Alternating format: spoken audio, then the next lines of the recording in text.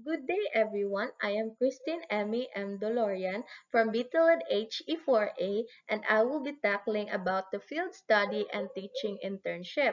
So before we dive into our topic, let us first know what is field study and teaching internship.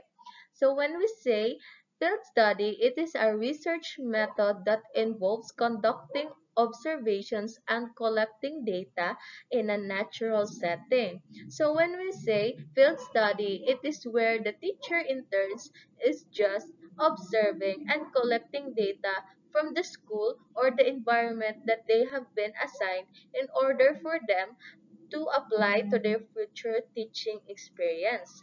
So when we say teaching internship, it is the culminating experience in which the teaching interns transform their preparation into teaching, professional classroom practice, and apply research-based teaching and learning pedagogies and instructional materials. So in this phase is where the teacher intern is already applying the strategies and the knowledge that they have been gaining through the field study observation. Next is we will be tackling about the experiential learning. So when we say experiential learning theory or ELT, it defines learning as the process whereby knowledge is created through the transformation of experience. So this is where the students learn through experience, through any skills, or through any activity that they will be considering as an experience.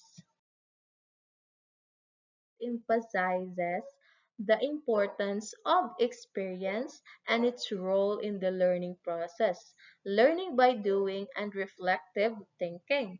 So the examples of experiential learning are role plays, simulation, internship, field trips, and case studies. So to simply understand, the experiential learning theory is where the students learn through an experience, just like the picture that has been provided, where the teacher is instructing the students on how to properly operate in order for them to create a skill and also an experience. So next is we have the philosophical roots of experiential learning. So first is we have the pragmatism, a classical philosophy which believes that the essence of an idea comes from the consequence of its test or practice. If it works, the idea is true or good. If it doesn't work, the idea is false or bad. So to simply understand the pragmatism, it is the process of experimenting idea if it is true or not true. It is called experimentalism, practicalism, and instrumentalism. So next philosophical root is progressivism. So when we say progressivism, a contemporary educational theory which views that change, not permanence, is not the essence of reality. The essence of education is continual reconstruction of experience. So when we say progressivism, it is where the process of progress each year that a student has been adapting. So education is always in the process of development. So next, let us tackle about the Kolb's model of experiential learning. So first is we have the concrete experience. This is the action phase. Students are encouraged to try out the action and have a new experience. So in this phase is where the students are trying and exploring new experiences in order for them to learn and to create new experiences. Next is we have the reflective observation. This is the observation phase. Students are encouraged to intentionally reflect on their experience from multiple perspectives and the factors involved. So this is where the students are just observing in order to reflect on their experience that has been made in the concrete experience. Next is we have the abstract conceptualization is the integration phase. Students are encouraged to integrate experience, action, and result into existing knowledge schemas with existing theory. So in this phase, this is where the student critically think in order for them to achieve the action and the result of their experience. And lastly, we have the active experimentation. It is the hypothesizing and trial phase.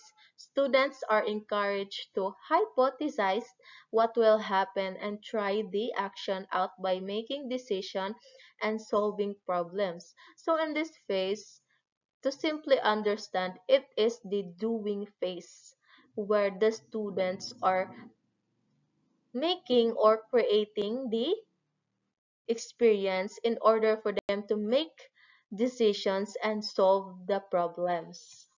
So next is to clearly understand the Cobb's model as we have our the process. So first is the concrete experience in which the phase of feeling, diverging to feel and watch.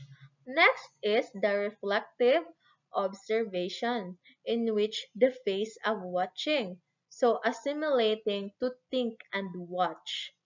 Next is the abstract conceptualization, the phase of thinking, converging to think and do. Lastly, we have the active experimentation, the phase of doing, in which it is accommodating to feel and to do. So next is we will be tackling about the experiential learning courses or the ELC. This refers to the collective program of field study and teaching internship courses. It is a year-long engagement that supports authentic experiential learning from field study and actual classroom immersion of the prospective teachers. The following are the ELCs. So first is we have the field study 1, observation of teaching learning in actual school environment. So this is where the student interns is observing the school environment in order for them to gather data for their future teaching experience. So next is we have the field study 2, participation and teaching assistantship.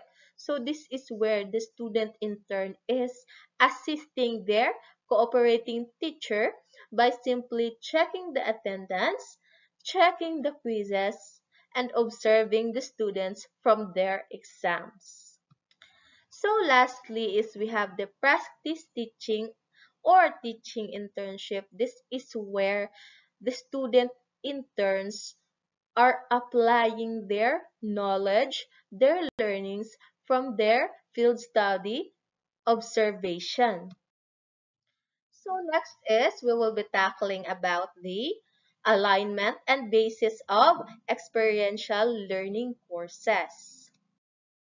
So next is we have the Philippine Professional Standards for Teaching Depth and Order number 42S 2017. So when we say PPST, it is a framework for teacher quality and teacher development. It is used as a basis for all learning and development programs for teachers to ensure that teachers are properly equipped to effectively implement the K-12 program. It comprises domains and strands. So when we say PPST, it is a public statement of what teachers need to know, value, and be able to do in their practice. So next is we have the PPST domains. Number one is the content knowledge and pedagogy. So in which content knowledge and its application within and across curriculum areas. research-based knowledge, and principles of teaching and learning. So next is we have the learning environment in which the learner's safety and security and fair learning environment. Next is we have the diversity of learners. So this is where the learner's gender, needs, strengths, interests, experiences, linguistic, cultural, socio-economic status, and religious backgrounds. Next is we have the curriculum and planning. This is where the planning and management of teaching and learning process. The learning outcomes aligned with learning competencies. Next is we have the assessment and reporting, which is the design, selection, organization, and utilization of assessment strategies, monitoring and evaluation of learners' progress and achievement. Next is we have the curriculum linkages and professional engagement in which the establishment of learning environments that are responsive to community contexts, engagement of parents and the wider school community in the educative process. Lastly is we have the personal growth and professional development in which the philosophy of teaching, the dignity of teaching as a profession. Next is we have the competency framework for Southeast Asian teachers of the 21st century or CFSAT 21. So it contains a list of 11 competencies which serves as a guide in identifying instructional design of capacity building program of CMAO Enotech in general and flexible e-learning programs for teacher. So when we say CFSAT, it is a guide for use in teaching professional development towards realizing 21st century skills and practices within a context that is regionally appropriate and in line with the best global practices. So lastly is we have the licensure examination for teacher or LET.